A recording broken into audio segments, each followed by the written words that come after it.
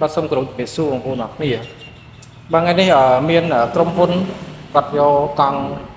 អគ្គិសនីមកធ្វើបាទប្រភេទកង់នេះគឺប្រើកម្លាំងភ្លើង80អាំពែមកដល់600វ៉ាត់ណាហើយ brand របស់វាគឺនេះគេដាក់ brand Fish Vision បាទ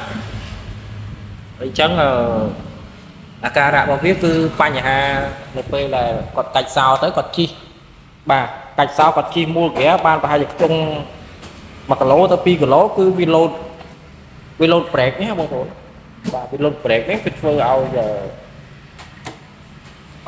អត់ដំណើរការអត់វល់ម៉ូទ័រតែម្ដងហើយពេលខ្លះទៅកាច់សោទៅគឺវាអូតូតែម្ដងបាទវល់អូតូបងប្អូនណាបាទហើយអ្វីដែល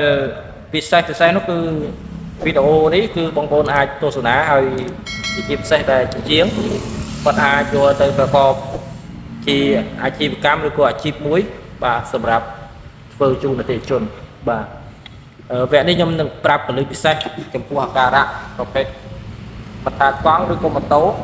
ប្រសិនបើមានអាការៈ load brake ដូចនៅក្នុងតាប់ឡូនេះទៀតនេះ load brake នេះបងប្អូនណានេះ load brake នៅចំចំណុចសញ្ញានេះណាបងប្អូនអាចយកទៅជួសជុលឲ្យភ្ញៀវបាទហើយបងប្អូននឹងបានប្រាក់កម្រៃជាដំបូងយើងត្រូវ check មើលប្រព័ន្ធ system វាបាទហើយវាប្រើប្រភេទ system VIP បងប្អូនណាបាទអញ្ចឹងsystem VIP នេះធម្មតាស្នាប់វាគឺងាយរបូតទេពីព្រោះស្នាប់វាធ្វើមកគឺជាប់ល្អហើយអ្វីដែលពិសេសគឺវាធន់នឹងការជ្រាបទឹកហើយអញ្ចឹងបន្ទាប់ដែលបងប្អូនមើលរួចរាល់ហើយវាមិនមានដាច់ខ្សែភ្លើងទេបាទ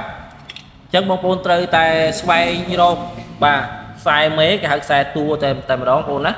បាទស្វែងរកវាហើយរហូតមកដល់ផ្នែកខាងមុខបាទពេលដែលមកដល់ផ្នែកខាងមុខហើយបងប្អូនត្រូវពិនិត្យមើលខ្សែបំបែកបាទ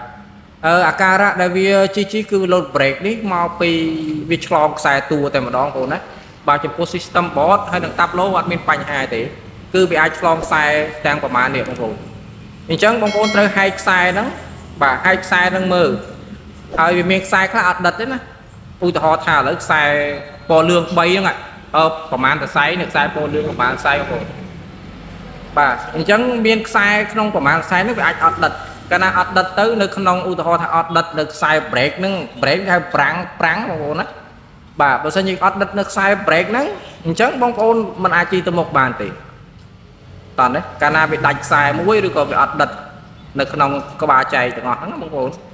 អញ្ចឹងនេះជាកលឹះមួយដែលសម្រាប់បងប្អូនដែលជាជាងអាចយកទៅស្រាវជ្រាវបន្ថែមទៀតបាទហើយចំពោះអាការៈរបស់វាគឺអត់ដិតខ្សែក្បាលផ្នែកខាងមុខនេះខ្សែចែកតោះនេះបងប្អូនបាទខ្សែចែកនេះបាទហើយវីដេអូនេះខ្ញុំធ្វើខ្លីទេហើយខ្ញុំរកកលឹះវាឃើញហើយដោយសារតែវាអត់ដិតខ្សែពណ៌លឿងនេះជាខ្សែ brake បាទជាខ្សែ brake របស់វាហ្នឹងគឺណាវាអត់ដិតមកតសែងវាធ្វើឲ្យខ្សែវាធ្វើឲ្យ motor គឺផ្ដាច់ចរន្ត system ទាំងអស់បាទអញ្ចឹងវីដេអូនេះខ្ញុំសូមផ្ញើជូនបងប្អូនដែលជាជាងដែលគាត់តែងតែនិយមធ្វើប្រភេទកង់អគ្គិសនីក៏ដូចម៉ូតូអគ្គិសនីអញ្ចឹងបងប្អូនត្រូវតាមដានប្រសិនបើមានអាការៈនៅខាងលើនេះបាទអញ្ចឹងអ្វីនេះពិសេសមែនតើបងប្អូនពេលខ្លះបងប្អូនឆ្ងល់ទៅលើម៉ូទ័របាទពេលខ្លះបងប្អូនឆ្ងល់ទៅលើ board ជួនកាលបងប្អូនមួយចំនួនគាត់តែងខមមិនសួរខ្ញុំថាបងប្រហែលជាមកពី board ទៅនឹងបានធ្វើឲ្យវាប្រើក្តៅទៅគប់ពេឬក៏ផ្ដាច់ system តែម្ដងវាអត់ដំណើរការណាតាមពិតទៅវាមិនមែនមកពី board ហើយក៏មិនមែនមកពី motor ទាំងស្រុងដែរអ្វីដែលសំខាន់គឺចំណុចសំខាន់នេះបាទដែលនៅលើដៃខ្ញុំហ្នឹងគឺសំខាន់ណាស់អញ្ចឹងបងប្អូនត្រូវឆែកមើលវាជាដំបូងបាទអញ្ចឹងវីដេអូនេះខ្ញុំមិនមានអីច្រើនទេសម្រាប់ថតជូនបងប្អូនមើលមានតែចំណុចកលឹះមួយដែលសំខាន់ដែលពេលខ្លះបងប្អូនមួយចំនួនគឺគាត់គិតអត់ដល់គាត់ចេះតែយល់ថាខូច board ខូច motor ប៉ុន្តែខ្ញុំចង់ recommend ឲ្យបងប្អូនស្វែងយល់មុននឹងសន្និដ្ឋានខូច board ឬក៏សន្និដ្ឋានខូច motor អញ្ចឹងបងប្អូនត្រូវស្វែងយល់តាមខ្សែតួនីមួយៗសិនហើយបន្ទាប់មក ត្រូវមើលវាពីកតុយនេះរហូតមកដល់ក្បាលនេះបងប្អូនណាបាទអញ្ចឹងត្រូវស្វែងយល់វាត្រូវយកអូម៉ែត្របាទអូម៉ែត្រត្រូវវាស់វាខ្សែនេះមកពីក្បាលទៅដល់កតុយខ្សែបាទវាស់វាមួយខ្សែថាតើវាភ្លើងគ្រប់គ្រាន់អត់បាទអញ្ចឹងអរគុណច្រើននៃការទស្សនាវីដេអូនេះជាកលឹះមួយសម្រាប់បងប្អូនដែលជាជាងហើយបងប្អូនដែលជាអត់ជាងដែលគាត់ជាអ្នកប្រើប្រាស់ក៏អាចស្វែងយល់បានដែរបាទអញ្ចឹងសម្រាប់វីដេអូនេះបើសិនជាបងប្អូនគិតថាមានអត្ថប្រយោជន៍ដល់បងប្អូនអញ្ចឹងបងប្អូនកុំភ្លេចជួយ share ជួយ like ដើម្បីឲ្យបងប្អូនយើងគាត់បានទទួលព័ត៌មាននេះបន្តផងហើយកុំភ្លេចជួយចុច Subscribe Channel របស់ខ្ញុំផងដើម្បីទទួលបានវីដេអូថ្មីបាទអញ្ចឹងអរគុណច្រើននៃការទស្សនាវីដេអូនេះហើយចាំវគ្គក្រោយខ្ញុំនឹងបង្ហាញកលឹះល្អមួយទៀតសម្រាប់បងប្អូនស្វែងយល់បាទហើយនឹងកលឹះដែលចែករំលែកបងប្អូនងាយស្រួលធ្វើហើយងាយស្រួលនឹងស្វែងយល់តែម្ដង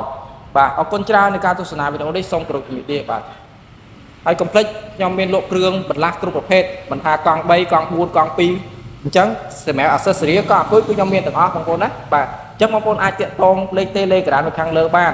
ហើយក៏មានលក់ប្រភេទកង់អាគុយគ្រប់ប្រភេទផងដែរបាទអញ្ចឹងអរគុណច្រើននៃការទស្សនាវីដេអូនេះហើយកុំភ្លេចណា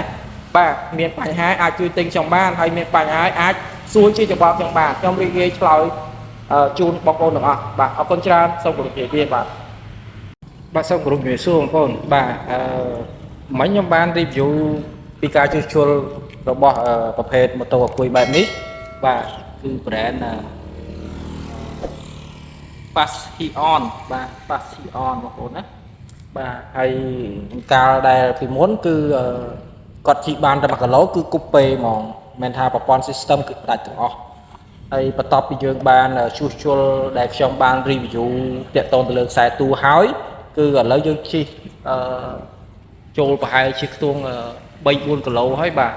មកដល់ទីតាំងនេះបាទហើយឃើញថាដូចវាមិនមាននឹងអ្វីកើតឡើងហើយក៏មិនមានគប់ពេប្រព័ន្ធ system ដែរបាទអញ្ចឹងមានថាអ្វីដែលយើងធ្វើនោះគឺវាបានជោគជ័យហើយនៅទីនេះគឺពោពេញទៅដោយដើមកញ្ឆែតបងប្អូនណាបាទដើមកញ្ឆែតប៉ុន្តែកញ្ឆែតនេះឆ្ងល់មួយយ៉ាងថាត្រួយវាចេញមកខ្ចីទៅពេលយើងក្តិចទៅដូចហាងចាស់បាទ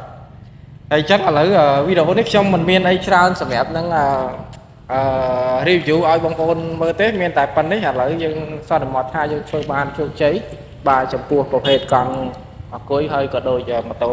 អាគុយមួយគ្រឿងនេះផងដែរហើយបើសិនជាបងប្អូនមានចម្ងល់ឆ្ងល់អាចតាក់ទងតាមលេខ Telegram ក៏បានឬមួយក៏បើសិនជាមានបញ្ហាកង់អាគុយខូចអញ្ចឹងបងប្អូនអាច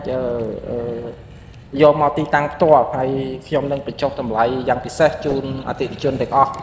បាទអញ្ចឹងវីដេអូនេះមិនមានអីច្រើនហើយសូមគោរពជំរាបលាតែប៉ុណ្ណេះហើយនៅទីនេះពោពេញទៅដោយដើមកញ្ឆែតបាទឡើងខៀវស្ងាត់តែម្ដងបាទអញ្ចឹងស្អាតអញ្ចឹងអ្វីដែលពិសេសនោះគឺយើងធ្វើបានជោគជ័យហើយមកមើលចំការដើមកញ្ឆែតគេណាបាទអញ្ចឹងអរគុណច្រើននៃការទស្សនាវីដេអូនេះសូមគោរពជំរាបលាបាទអរគុណច្រើន